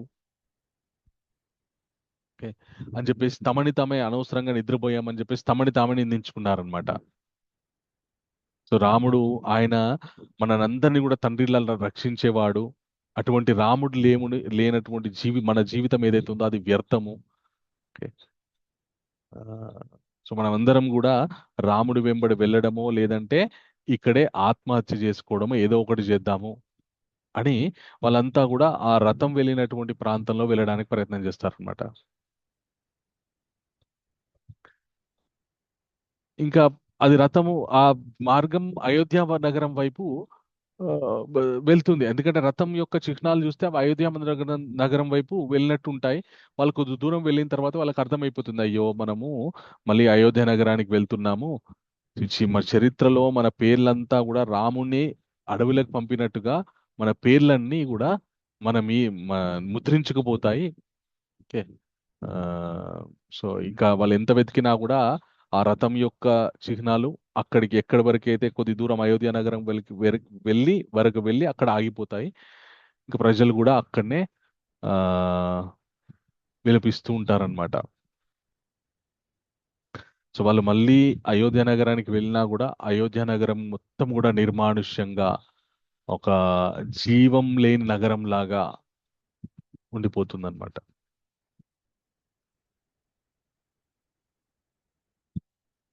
సో రాముడు లేనటువంటి ఆ వాళ్ళ అయోధ్య నగరంలో వాళ్ళ ఇళ్ళకి చేరుకున్న తర్వాత వాళ్ళ పరిస్థితి ఎలా ఉందంటే, అందరూ కూడా ఆ తీవ్రమైనటువంటి, ఏమంటారు, ఒక పరధ్యానంలోకి వెళ్ళిపోవడము. ఇళ్ళల్లో ఏది శ్రద్ధగా అంటే ఉత్సాహంగా ఎవరు కూడా ఆ ఇంట్లో వంట చేయడము, ఇంకే కార్యక్రమం ఎవరు కూడా చేయట్లేదు. సో అందరూ కూడా నిరుత్సాహంగా జీవిస్తున్నారు. ఆయన కైకేయిని నిందిస్తున్నారు. ఈవిడ వల్ల ఇక్ష్వాకు వంశానికి చెడ్డ పేరు వచ్చింది, ఇక్ష్వాకు వంశాన్ని నాశనం చేయడానికి ఈవిడ ఉన్నదని చెప్పేసి ఆవిడ నిందిస్తూ రాముడి యొక్క ఔన్నత్యాన్ని వాళ్ళు ప్రశంసిస్తున్నారు. రాముడు మళ్ళీ అడవిలో విహరిస్తూ అరణ్యాలను తన అడుగుజాడలతో ఎంత పవిత్రం చేస్తాడో, ఆ, ప్రకృతి ఎలా ఆయనకు సేవలు చేస్తుందో, మనం సేవలు చేసుకోలేకపోయాము, అడవిలో ఉన్నటువంటి మృగాలు, ప్రకృతి ఎలా ఆయనకు సేవ చేస్తుందో, రాముడు ఎక్కడ ఉంటే అక్కడే అభయం, రాముడు లేని చోట ప్రతినిత్యం కూడా భయమే. సో అయోధ్య నగరము ఒక గొప్ప తేజస్సు కోల్పోయింది. అయోధ్య నగరంలో ఎక్కడ కూడా ప్రతినిత్యం జరిగేటటువంటి వేద పారాయణలు కానీ, ఉత్సవాలు కానీ, నిత్యాగ్నిహోత్రాలు కానీ ఇవి ఏవి అక్కడ జరగట్లేదు. ఎందుకంటే రాముడు, తమ ఇష్ట దైవమైనటువంటి రాముడు లేడు. రామచంద్రమూర్తి ఆ అయోధ్య నగరాన్ని వదిలి, ఇంకా కోసల రాజ్యాన్ని వదిలి ఇంకా ఆ, ఆ, దాటుతున్నాడు అనమాట. దాటుతుంటే చాలా గ్రామాలన్నీ కూడా ఉన్నాయి. ఆ గ్రామాల్లో ప్రజలు రాముడు వెళ్ళడం చూసి, రాముణ్ణి అడవికి పంపిన కైకేయి పాపాత్మురాలు, ఆమె చర్య ఎంతటి దారుణమైంది అని వాళ్ళు కూడా కైకేయిని తిట్టడం, ఆ, వాళ్ళ యొక్క ఆగ్రహాన్ని వ్యక్తం చేయడం జరిగిందనమాట. రాముడు సీతని వాళ్ళంతా కూడా ఆప్యాయంగా చూస్తూ వారి కష్టాలను తలుచుకొని, వాళ్ళ అడవిలో ఎంత కష్టాలు పడతారో బాధపడుతూ ఆ వాళ్ళంతా కూడా ఆ, దుఃఖిస్తూ ఉంటారనమాట. వాళ్ళందరినీ పరామర్శిస్తూ రాముడు అక్కడ ఆ కోసల రాజ్యంలో ఇంకొక 3 నదులు ఉంటాయన్నమాట. వేదశ్రుతి, గోమతి, ఆ సంధిక అని ఆ నదులను అన్నిటినీ దాటుతూ రామచంద్రమూర్తి ముందుకు కొనసాగుతాడు. ఆ మళ్ళీ ఎప్పుడు నా తల్లిదండ్రులను కలుసుకొని వారితో కలిసి మళ్ళీ ఇంటికి, ఇట్లాంటి ఇప్పుడు రామచంద్రమూర్తి రాజులు అరణ్యాలకు ఎప్పుడు వెళ్తారంటే, ఆ, ఎప్పుడైతే కొన్ని సందర్భాల్లో అరణ్యాలకు వెళ్తారు రాజులు. ఎప్పుడైతే క్రూరముగాలు ఎక్కువైపోతాయో, ప్రజల్ని పీడిస్తుంటాయో, వాటిని అదుపులో పెట్టడానికి వెళ్తారు. ఇంకొకటి ఆ అప్పుడప్పుడు ఆట విడుపు కోసం ఒక విహారయాత్ర లాగా వెళ్తారనమాట. రామచంద్రమూర్తి అరణ్యాలన్నీ, ఆ నదులన్నీ దాటుతుంటే, ఇవన్నీ నేను నా తల్లిదండ్రులతో ఎప్పుడు ఈ ప్రాంతాలకు మళ్ళీ వస్తానో అని ఆయన మనసులో తల్లిదండ్రుల గురించి ఆలోచిస్తూ ఉంటాడనమాట. ఇలాగా ప్రయాణం చేస్తూ చేస్తూ ఆయన ఆ కోసల రాజ్య సరిహద్దులు దాటేస్తాడు. దాటిన తర్వాత ఒక్కసారి అయోధ్య నగరం వైపు తిరిగి నమస్కరిస్తాడనమాట. సో తనని అప్పటి వరకు రక్షించినటువంటి ఆ ఆ మాతృభూమిని ఆయన ఆ ఇంకా వీడ్కోలు చెప్తాడు. చెప్పి 14 సంవత్సరాలు వనవాసం ముగిశాక మళ్ళీ ఆ తండ్రి రుణం అలాగే ఈ ఆ, మాతృభూమి యొక్క రుణం తీర్చుకోవడానికి వస్తానని చెప్పేసి ప్రతిజ్ఞ చేస్తాడు. ఓకే. అప్పుడు తన వెంట వస్తున్న గ్రామీణ ప్రజలని ఓదారుస్తూ వారు చూపినటువంటి ప్రేమాభిమానాలని, కృతజ్ఞతలను, ప్రేమాభిమానులకి వాళ్ళు, అంటే ఆ గ్రామాల్లో నుండి రాముడు వెళ్తూ ఉంటే మళ్ళీ అదే అయోధ్య నగరంలో ఏ విధంగా అయితే ప్రజలు రాముని అనుసరించారో, ఆ గ్రామంలో ఉన్నటువంటి ప్రజలు కూడా రామచంద్రమూర్తిని అనుసరించడం మొదలుపెట్టారనమాట. వాళ్ళందరికీ రామచంద్రమూర్తి వాళ్ళు చూపిస్తున్నటువంటి ప్రేమకి వాళ్ళందరికీ కూడా కృతజ్ఞతలు తెలుపుతూ ఆయన ఆ మీ గృహాలకు వెళ్ళవలసింది, మీ గృహాలకు వెళ్ళండి అని చెప్పేసి వారిని ఆ, ప్రార్థిస్తాడనమాట. సో ఆ కోసల రాజ్యం ఎంతో వైభవంగా అప్పటి వరకు తులతూగింది. కానీ ఆ ఇప్పుడు ప్రస్తుతానికి మాత్రం ఆ పూర్వం ఉన్నటువంటి వైభవం లేదు. ఇంకా రామచంద్రమూర్తి ఇంకా ముందుకు కొనసాగుతూ గంగా నది తీరానికి చేరుకుంటారు. ఆ అక్కడ ప్రవహిస్తున్నటువంటి ఆ గంగా నది యొక్క రమణీయమైనటువంటి ప్రవాహాన్ని మహర్షి చాలా అద్భుతంగా వర్ణిస్తారనమాట. ఆ గంగా నది తీరంలో శృంగబేరపురం అనేటటువంటి ఒక ఆ పెద్ద అక్కడ ఒక పెద్ద ప్రాంతం ఉంటుంది. శృంగబేరపురం అని ఒక అటవీ ప్రాంతం అన్నమాట అది. ఓకే. ఆ అటవీ ప్రాంతం మొత్తాన్ని ఒకతను పరిపాలిస్తూ ఉంటాడనమాట. అక్కడ ఆ నగరానికి, ఆ అటవీ ప్రాంతానికి సమీపించిన తర్వాత అక్కడ ఉన్నటువంటి పెద్ద వృక్షాన్ని ఆయన ఆ వృక్షం దగ్గర ఆగుతారు. అక్కడ ఆ వృక్షం నీడలో కొద్దిసేపు ఆ, విశ్రమించాలని చెప్పేసి ఆయన నిర్ణయించుకుంటాడనమాట. ఓకే. అలా విశ్రమించుకున్నటువంటి రామచంద్రమూర్తి యొక్క రాకని ఆ ప్రాంతాన్ని పరిపాలిస్తున్నటువంటి ఒక ఆ అడవి రాజు తెలుసుకుంటాడు. తెలుసుకొని ఆయన రాముడి దగ్గరికి వస్తాడు. వచ్చి రామచంద్రమూర్తికి ప్రణామం చేసేసి ఆయన గొప్ప విషయం చెప్తాడనమాట. సో రామచంద్ర, ఆ, ఓ భావ, నీకు మా నగరానికి స్వాగతం. ఇది ఈ ఈ సమస్త మొత్తం నీదే. మేమంతా మీ సేవకులం. నువ్వే మా ప్రభువు. దయచేసి మీరు ఇప్పటి నుండి మా రాజ్యాన్ని పరిపాలించండి అని చెప్పేసి ఆ గుహుడు రామచంద్రమూర్తికి విన్నవించుకుంటాడనమాట.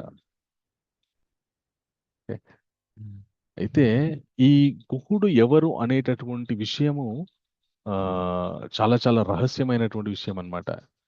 ఈ విషయము ఎక్కడ ఉంది అంటే ఆ శివపురాణంలో ఉంటుంది. ఈ గుహుడు పూర్వజన్మలో ఆ గురుద్రుహుడు అనేటటువంటి ఒక బోయవాడు. బోయవాళ్ళు ఏం చేస్తుంటారు? వేటాడుతున్నారు. పక్షులను వేటాడుతుంటారు ప్రభుజీ. సో ఈయన ఈ గృహద్రోహుడు అనే గురుద్రోహుడు అనేటటువంటి ఈ బోయవాడు ఆయనకి భార్య, పిల్లలు, తల్లిదండ్రులు వీళ్ళంతా ఉంటారు. ఒక రోజు వాళ్ళకి చాలా ఆకలేసి మీరు దయచేసి అడవికి వెళ్ళి ఆ ఏదైనా ఒక జంతువుని చంపి తీసుకురండి అని చెప్పేసి చెప్తారనమాట. చెప్పగానే ఈయన అడవికి ప్రయాణం అవుతాడు. ప్రయాణమై అడవిలో వేటాడదామని వెళ్తే ఒక్క జంతువు కూడా పడదు. పడకపోయేసరికి ఆయన నిరుత్సాహపడతాడు. ఒక నదీ తీరం దగ్గరికి చేరుకుంటాడు. చేరుకొని ఆ నదీ తీరం దగ్గరికి ఏమైనా జంతువులు వస్తాయి నీళ్ళు తాగడానికి, కాబట్టి ఆ వచ్చినప్పుడు బాణం వేయొచ్చు అని ఆయన ఆ నదీ తీరం దగ్గర ఉన్నటువంటి ఒక బిల్వ వృక్షం పైకెక్కి కూర్చుంటాడు. కూర్చొని ఎదురు చూస్తూ ఉంటాడు. ఎదురు చూస్తూ ఉంటే ఒక జింక వస్తుందన్నమాట. జింక వచ్చి ఆ నదీ తీరంలో ఉన్నటువంటి జలాల్ని తాగుతుంది. తాగుతుంటే ఈయన వెంటనే అప్రమత్తమై ఆ చెట్టు మీద ఆ, ఇటు కొమ్మ నుండి అటు కొమ్మకి దూకి ఆ జింకకి బాణం సంధించి చంపాలని అనుకుంటాడనమాట. అప్పుడు ఏం జరుగుతుంది అంటే తను ఒక తోలు తిత్తి ఉంటుంది. దాంట్లో నీళ్లు ఉంటాయి తాగడానికి. ఆ నీళ్లు జారి కింద పడతాయి. తాను చెట్టు మీద నుండి అటు ఇటు అటు నుండి ఇటు దుంకుతూ ఉంటే ఏం జరుగుతుందంటే ఆ చెట్టు కదులుతుంది. ఒక్కసారి అదులుతుంది. ఆకులు రాలుతాయి. ఆ శబ్దాన్ని జింక వింటుంది. విని వెంటనే అది ఇటు చూస్తుంది. చూసి ఆ పరిగెత్తుకుంటూ వస్తుంది. పరిగెత్తుకుంటూ వచ్చి, ఓ బోయవాడ, దయచేసి నన్ను నా మీదికి బాణాన్ని సంధించద్దు. దయచేసి నేను చెప్పే మాట విను. నేను నా భర్త అలాగే నా పిల్లలు నా గురించి ఇంటి దగ్గర వేచి చూస్తూ ఉంటారు. దయచేసి ఆ, మీరు నన్ను చంపవద్దు. మీరు నన్ను ఎందుకు చంపుతున్నారు నాకు చెప్పండి అని అడుగుతుంది ఆ జింక. అడగగానే ఈయన అంటాడనమాట, నిన్ను చంపి తీసుకుని వెళ్ళి నా భార్య, పిల్లలకి అలాగే నా తల్లిదండ్రులకి ఆహారంగా పెడదామని నేను అనుకుంటున్నాను అని చెప్తాడు. చెప్పగానే అప్పుడే జింక అంటుంది అనమాట, ఏమని అంటే, ఓ, నేను ఇంకొకరికి ఆహారం అవ్వబోతున్నానా? సో నేను ఎంత అదృష్టవంతురాల్ని. సో నేను తప్పకుండా మీ కోరిక తీరుస్తాను. కానీ నాకు కొద్ది సమయాన్ని ఇవ్వండి. నేను వెళ్ళి నా కుటుంబ సభ్యులకి చెప్పేసి వస్తాను. నేను ఇలాగ ఒక ఆయనకి ఆహారాన్ని అవ్వబోతున్నానని చెప్పేసి. ఎందుకంటే నా గురించి ఎదురు చూస్తూ చూస్తూ వారు ఆహారం కూడా స్వీకరించరు. నాకు మీరు కొద్దిగా సమయాన్ని ఇవ్వవలసింది అని జింక అడుగుతుంది. అడగానే అప్పుడు ఆ ఈ గురుద్రోహుడు అనేటటువంటి బోయవాడు సరే అని చెప్పేసి ఆయనకి ఏదో సాత్వికమైనటువంటి సరేలే దాని మాటలు నమ్మి వదిలిపెట్టేస్తాడు. వదిలిపెట్టి ఎదురు చూస్తూ ఉంటాడు. కొద్దిసేపు అయిన తర్వాత ఆ ఆడ జింక మగ జింకతో వస్తుందన్నమాట. ఆ మగ జింకతో వచ్చి ఆ ఈ బోయవాడిని ఈయన ఆ జింక మళ్ళీ ఎప్పుడు వస్తుందా అని అటు ఇటు ఆ చెట్టు మీద కదులుతూ ఉంటాడు. ఆ చెట్టు శబ్దం చేస్తుంది. చెట్లో ఉండి ఆకులు రాలిపోతాయి. ఆ కొద్దిసేపటికి ఆ జింకలు రెండు వస్తాయి. వచ్చిన తర్వాత ఆ ఆయన ఆశ్చర్యపోతాడు. ఆ, అన్నట్టే ఈ జింక మళ్ళీ వచ్చిందని చెప్పేసి ఇంకో జింకను కూడా తీసుకొని వచ్చిందని చెప్పేసి ఆ మగ జింక అంటుంది, దయచేసి నా భార్యను వదిలిపెట్టు, నన్ను సంహరించు, నన్ను నీ కుటుంబానికి ఆహారంగా తీసుకెళ్ళని ఒక జింక అంటుంది అనమాట. ఆడ జింక అంటుంది, లేదు లేదు నన్ను తీసుకెళ్ళి అంటుంది అనమాట. అప్పుడు ఈయన అడుగుతాడు, మీతో పాటు ఆ, మీ పిల్లలు కూడా ఉన్నారన్నారు కదా, మరి వాళ్ళ ఏరియా అని అడుగుతాడు అనమాట. అయితే వీళ్ళు ఏమంటారంటే, ఆ, వాళ్ళు ఇంకా మా ఇంట్లోనే మా గృహంలోనే ఉన్నారు, మేము వాళ్ళకి ఆ ధైర్యం చెప్పాము, ఇలాగ మేము ఇంకొకరికి ఆహారం అవ్వబోతున్నాం అని చెప్పేసి అంటాడనమాట. అప్పుడు పరిగెత్తుకుంటూ తన పిల్లలు కూడా వస్తాయి, ఆ జింక పిల్లలు కూడా వస్తాయి, వచ్చి ఈ కుటుంబం మొత్తం కూడా దయచేసి ఒకరినంటే ఈ పిల్లలు మా తల్లిదండ్రులను వదిలిపెట్టమని, తల్లిదండ్రులు మా పిల్లల్ని వదిలిపెట్టమని, ఇలాగా అవి ఈ బోయవాన్ని వేడుకుంటూ ఉంటాయన్నమాట. వేడుకుంటూ ఉంటే ఈయన ఆశ్చర్యపోతాడు. ఇట్లా ఈ వీటి యొక్క సంభాషణతో రాత్రి అవుతుంది, ఆ రాత్రి సమయం అవుతుంది, ఇంకా అర్ధరాత్రి దాటుతుంది. ఈయన ఆశ్చర్యపోతాడు, అరే మనుష్యున్నైనటువంటి నేనే, నాకే ఆ జాలేస్తుంది, ఒకరి గురించి ఒకరు తమ శరీరాన్ని వదిలిపెట్టడానికి విలి సిద్ధమయ్యారు, కానీ ఒక జంతువులకే ఇంత సాత్వికమైనటువంటి బుద్ధి ఉంటే మనుషునైనటువంటి నాకెంత ఉండాలి, నేను క్రూరంగా వీటిని చంపి తినాలని అనుకుంటున్నాను, ఛీ అని చెప్పేసి తన మీద తనకే అసహ్యం వేస్తుంది అనమాట. ఇలాగా తెల్లవారుతుందన్నమాట. 4 జాములు అయిపోతుంది. అయిపోయిన తర్వాత ఏం జరుగుతుంది, ఆయన తెల్లవారగానే ఏం చెప్తాడంటే, దయచేసి మీరందరూ కూడా మీ మీ గృహాలకు వెళ్ళిపోండి, నేను మిమ్మల్ని సంహరించదలుచుకోలేదు, ఎందుకంటే మీ కుటుంబంలో మీకు ఒకరి మీద ఒకరికి ఉన్నటువంటి గౌరవం, ప్రేమ నన్ను కదిలించి వేశాయి, సో మిమ్మల్ని నేను చంపదలుచుకోలేదు అని చెప్పేసి ఆయన ఆ చెట్టు మీద నుండి కిందికి దిగి వాళ్ళందరినీ కూడా వెళ్ళమని చెప్తాడనమాట. ఎప్పుడైతే ఆయన ఈ చెట్టు మీద నుండి కిందికి దిగుతాడో, దిగగానే తన దగ్గర ఉన్నటువంటి ఆ నీరు మొత్తం కూడా కింద పడిపోతుంది. అలాగే ఆ చెట్టు మీద ఉన్నటువంటి చాలా ఆకులు రాలి పడతాయి అన్నమాట కింద. పడగానే పెద్ద శబ్దం వస్తుంది. పెద్ద శబ్దము అయి ఆ శబ్దంలో నుండి ఆ మహాదేవుడు శివుడు ప్రత్యక్షమవుతాడనమాట. సో అప్పటి వరకు ఆయన కూర్చున్నటువంటి ఆ చెట్టు ఏదైతే ఉందో, బిల్వవృక్షం ఏదైతే ఉందో, ఆ చెట్టు మొదల్లో ఒక శివలింగం ఉంది. ఆ శివలింగం మీద ఆయన అటు ఇటు కదులుతూ ఉండే బిల్వపత్రాలు రాలి పడుతున్నాయి. ఆ నీరు, ఆయన తెచ్చుకున్నటువంటి నీరంతా పడుతుంది. సో ఆయనకు తెలియకుండానే ఆయన శివలింగానికి నీటితో అభిషేకం చేసి బిల్వ పత్రాల్ని అర్పించినట్టు అయిపోయింది. ఇంకొక గొప్ప విషయం ఏంటంటే, ఆ రోజు శివరాత్రి.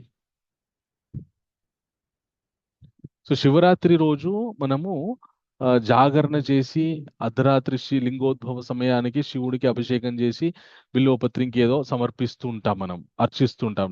శివరాత్రి రోజు శివుడికి 24 గంటల్లో 4 జాములు పూజ చేస్తారు. సో ఈ బోయవాడు ఎవరైతే ఉన్నారో ఈయనకి తెలియకుండానే ఆయన 4 జాములు శివరాత్రి రోజు ఉపవాసం ఉండి శివుడికి పూజ చేసినట్టు అయిపోయిందనమాట. శివుడు ప్రసన్నం చెంది ఆయన ప్రత్యక్షమవుతాడు. ప్రత్యక్షమై, నీ పూజకి నేను చాలా సంతోషించాను, ఓ గురుద్రోహుడా, నీకేం కావాలో కోరుకో అని చెప్పేసి శివుడు అడుగుతాడు. అడగగానే ఆ గురుద్రోహుడు అనే బోయవాడు శివుణ్ణి నమస్కరిస్తూ, స్వామి మీ యొక్క దర్శనం మాత్రం చేత నా మనస్సు చాలా చాలా ఉప్పొంగిపోయింది, నాకు మీ దర్శన భాగ్యం కలిగింది, అది చాలు, నాకు ఇంకా ఏం అవసరం లేదు, నాకు ఏ కోరిక లేదు, మిమ్మల్ని దర్శించుకున్నాను, ఈ జన్మకి నేను అదృష్టవంతుని, ఈ జన్మకి ఇది చాలు అని చెప్పేసి ఆయన నిస్వార్థంగా ఏ కోరిక కోరుకోడనమాట. కోరుకోకపోయేసరికి శివుణ్ణి ఎప్పుడైతే మనము నిస్వార్థంగా కామ్యమైనటువంటి కోరికలను కోరుకోకపోతే ఆయన మనల్ని చాలా అద్భుతంగా అనుగ్రహిస్తాడు. ఏ విధంగా అనుగ్రహిస్తాడంటే, ఈ విధంగా గురుద్రోహుణ్ణి ఏ విధంగా అనుగ్రహించాడో ఆ విధంగా అనుగ్రహిస్తాడు అనమాట. సో నీ యొక్క భక్తికి నేను మెచ్చాను, అలాగే నీ యొక్క నిష్కల్మషమైనటువంటి మనస్సుకి నేను పొంగిపోయాను. నీవు ఈ జన్మ అయిన తర్వాత మరుసటి తర్వాత వచ్చేటటువంటి జన్మలో నువ్వు గుహుడుగా జన్మిస్తావు. అప్పుడు నీకు రామచంద్రమూర్తి యొక్క దర్శనం కలుగుతుంది. ఆయన యొక్క సాంగత్యం వల్ల ఆ నువ్వు ఇహ పరసుఖములు, ఓకే, ఆ అసలు ఋషులు మునులు ఏ విషయం గురించి అయితే ఏ పర మన జన్మ రాహిత్య స్థితికి వెళ్ళాలని చెప్పేసి కోరుకుంటారో ఆ స్థితికి నువ్వు వెళ్తావు, నువ్వు ముక్తిని పొందుతావు, శాశ్వత భగవత్ సాన్నిధ్యానికి నువ్వు చేరుకుంటావు అని శివుడు ఆ గుణ్ణి అనుగ్రహిస్తాడనమాట. అంటే శివుడిని మనం నిస్వార్థంగా గనక మనం ప్రార్థిస్తే శివుడు కేశవుడి యొక్క భక్తిని మనకి ప్రసాదిస్తాడు. సో ఈ గుహుడు ఈ శృంగబేరపురం పరిపాలిస్తున్నటువంటి ఈ బోయవాడు ఎవరు అంటే పూర్వజన్మలో గురుద్రుహుడు, శివుడి యొక్క అనుగ్రహం పొంది రామచంద్రమూర్తి యొక్క దర్శనం కలిగినటువంటి వాడనమాట ఈ గుహుడు. అది గుహుడి యొక్క చరిత్ర. సో అప్పుడు ఎప్పుడైతే ఈ రామచంద్రమూర్తి ఆ శృంగబేరపురానికి చేరుకున్న తర్వాత ఆ గురువుడు తనని తాను అర్పించుకుంటూ తన రాజ్యాన్ని కూడా రామచంద్రమూర్తికి సమర్పిస్తే అప్పుడు రామచంద్రమూర్తి, నాయన ఆ దయచేసి నాకు ఇలాంటివి ఏమీ అవసరం లేదు, ఎందుకంటే నేను ఇప్పుడు ఒక సన్యాస వ్రతాన్ని స్వీకరించాను. కేవలము నారవస్త్రాలు ధరించి కందమూలాలు తింటూ నేను ఈ వనవాసాన్ని 14 సంవత్సరాలు గడపాలి. కాబట్టి నాకు ఇవి ఏమీ అవసరం లేదని చెప్పేసి రాముడు ఆ కేవలం లక్ష్మణుడు తెచ్చినటువంటి నీటిని తాగి సీతమ్మ తల్లితో కలిసి ఆ భూమిపై శయనిస్తాడనమాట. లక్ష్మణ స్వామి, గుహుడు, అసమంత్రుడు వాళ్ళు రాముడికి కాపలగా, రాముడు నిద్రిస్తుంటే వీరు జాగరణ చేసి రాముడిని కంటికి రెప్పలాగా కాపాడుకుంటారు. సో అది అయోధ్య నగరంలో నుండి రామచంద్రమూర్తి వస్తూ ఉంటే అక్కడ ఉన్నటువంటి ప్రజలు, దశరథ మహారాజు, కౌసల్య వీళ్ళంతా కూడా తీవ్రమైనటువంటి దుఃఖానికి లోనయ్యారు.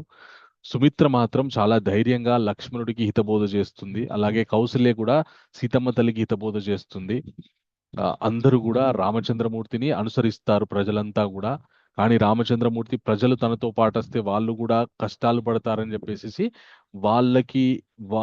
వాళ్ళు నిద్రిస్తున్నటువంటి సమయంలో తమసా నది తీరంలో నుండి బయలుదేరి కోసల రాజ్యాన్ని దాటి ఒక్కసారి అయోధ్య నగరానికి నమస్కరించి మళ్ళీ 14 సంవత్సరాల తర్వాత వచ్చి నా తల్లిదండ్రుల్ని సేవించుకుంటానని నమస్కరించి ఆయన గంగా తీరానికి చేరుకుంటాడు. అక్కడ ఉన్నటువంటి శృంగపేరపురంలో గుహుణ్ణి కలుసుకొని ఆ రాత్రికి అక్కడ శయనిస్తాడు.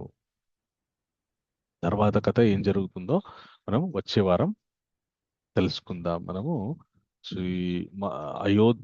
అయోధ్యకాండలో 38వ సర్గ నుండి 50వ సర్గ వరకు మనం ఈరోజు చర్చించుకుందాం. తర్వాత 51వ సర్గ నుండి ఏం జరగబోతుందో మనం మున్ముందు తెలుసుకుందాము.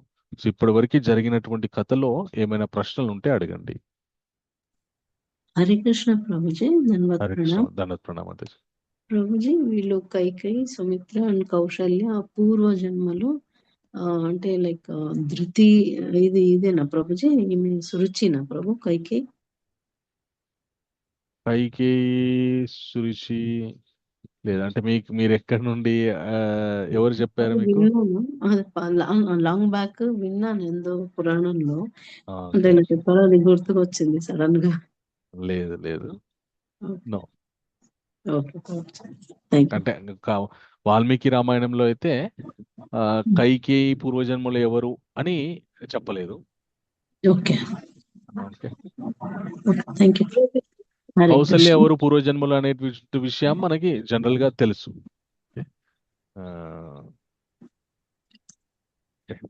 హరే కృష్ణ ప్రభుజీ. హరే కృష్ణ మాత. సరయూ నది ఎక్కడ ఉంది ప్రభుజీ? మరి అయోధ్య నగరానికి ఆనుకునే అయోధ్య నగరంలో ప్రవహిస్తుంది సరయూ నది. సో అయోధ్య దాటి చాలా దూరం వెళ్ళిన తర్వాత ఇంకొక నది తమసా నది అని ఉంటుంది. మనము బాలకాండలో కూడా విశ్వామిత్ర మహర్షితో రామచంద్రమూర్తులు వెళ్తున్నప్పుడు ఆ తమసా నది తీరం నుండి ప్రయాణిస్తారనమాట. సో కోసల రాజ్యం చాలా పెద్దది. ఆ రాజ్యంలో అయోధ్య నగరం అనేటువంటిది మహానగరము. ఆ నగరంలో ప్రవహించేది సరియు నది. ఆ నగరం దాటి ఇంకా చాలా ముందుకెళ్ళిన తర్వాత ప్రవహించేది తమసా నది. Hare Krishna. Thank you Prabhuji. Welcome. Hare Krishna. Hare Krishna. So చాలా సంతోషం. మనం అయోధ్యకాండలో కొన్ని ముఖ్యమైనటువంటి ఘట్టాలు చెప్పుకోవడానికి ప్రయత్నం చేశాము. సో వచ్చే వారం ఇంకా మిగతా విశేషాల్ని తెలుసుకుందాం. అప్పటి వరకు రామచంద్రమూర్తి యొక్క కృపా కటాక్ష వీక్షణాలు మీ అందరికీ ఎల్లవేళ్ళ ఉండాలని మనస్ఫూర్తిగా కోరుకుంటూ, వంచాకల్పతరుభ్యశ్చ కృపా సింధుభ్యో చ పతితానాం పావనేభ్యో వైష్ణవేభ్యో నమో నమః. హరే కృష్ణ. ఒక ముఖ్య విషయం ఏంటి అంటే, మనము జగన్నాథ రథయాత్ర అతి తొందరలో జరుపుకోబోతున్నాం. 16న అబిడ్స్ లో జరుపుకుంటున్నాం, 19 ఇస్కాన్ నందనవనంలో జరుపుకుంటున్నాము. సో ఈ రథయాత్ర మహోత్సవాన్ని పురస్కరించుకొని మనం చాలా ఉత్సవంగా ప్రతి సంవత్సరం జరుపుకుంటాం. అదే విధంగా ఈ సంవత్సరం కూడా జరుపుకుందామని మనం ఆలోచిస్తున్నాము. సో దానికి మీ అందరి సహాయ సహకారాలు ఎంతో అవసరము. ప్రత్యక్షంగా పరోక్షంగా మీరు ఏ విధంగా సహాయపడగలిగితే ఆ విధంగా సహాయపడండి. ప్రత్యక్షంగా వచ్చి సేవ చేసినా చాలా సంతోషం. పరోక్షంగా ఉండి ఎంతో కొంత ధన రూపేణ సేవ చేసినా కూడా చాలా సంతోషం.